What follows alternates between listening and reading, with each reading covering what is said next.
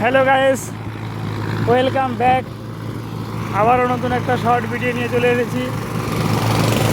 আজকের ভিডিও আমার নব গাড়ি নিয়ে। আজকে স্বরাজ গাড়ির ভিডিও করার সময় হবে না, বর্তমানে আমি যেতে পারবো না স্বরাজ গাড়ির ওখানে। ফিনিশিংয়ের কাজ চলছে, এদিকে গাছের পিছন।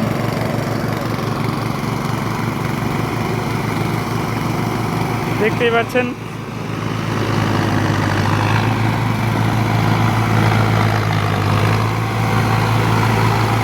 वाह क्या मुस्कुराहट है।